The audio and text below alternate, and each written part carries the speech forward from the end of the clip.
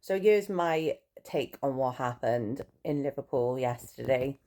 Um, Obviously, I've seen the videos. I've seen about 4 different videos now from different angles, different things happening.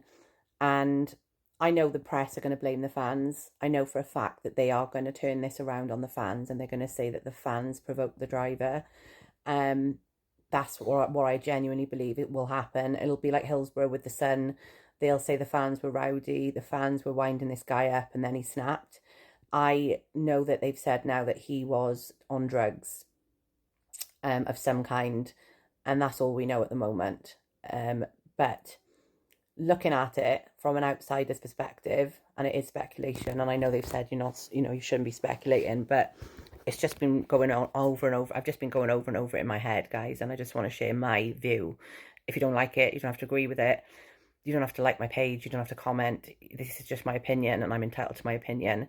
I personally think that drugs obviously played a part in it, but I also think that it looked like road rage went wrong. It looked like the guy was maybe impatient because of the fact that he was on drugs, that he couldn't get through the crowds the way he wanted to.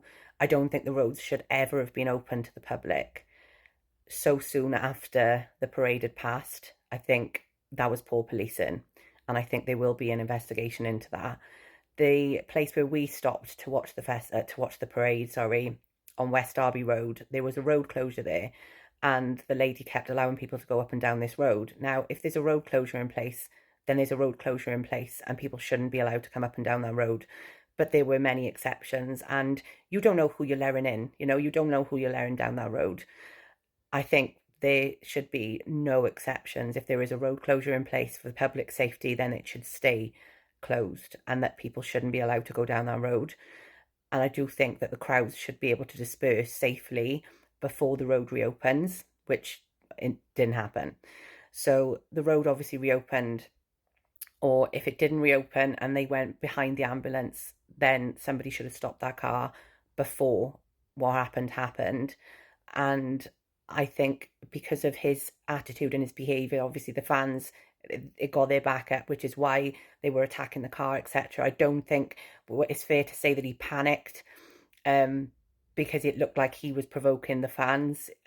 So I don't want this to become about the fans and how they were goading the driver, they were provoking the driver, things like that, because I don't think that the Liverpool fans would just go up to a car and randomly start attacking the car for no reason. I think there was a reasonable cause to do that, and it was based on what his actions were prior to the footage that we saw. And then at the end, I think his head snapped and he just went because of the fact that there were so many people obviously attacking the car and everything else. I think he just thought, fuck it. And in that moment of madness, he did what he did. And you and I wouldn't act like that. I've been in many road rage situations. I wouldn't act like that. But obviously, if somebody's under the influence of drugs, if they're not all there, if they've got psychological problems, you just don't know. It's not an excuse. It's not an excuse. I think it's absolutely appalling what happened yesterday.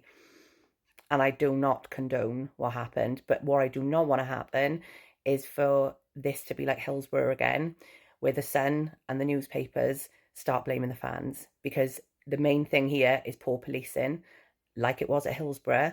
This is what this is down to, is poor policing, because if the roads were safely looked after and they were closed properly and there were no options for cars to get down, this would never have happened in the first place.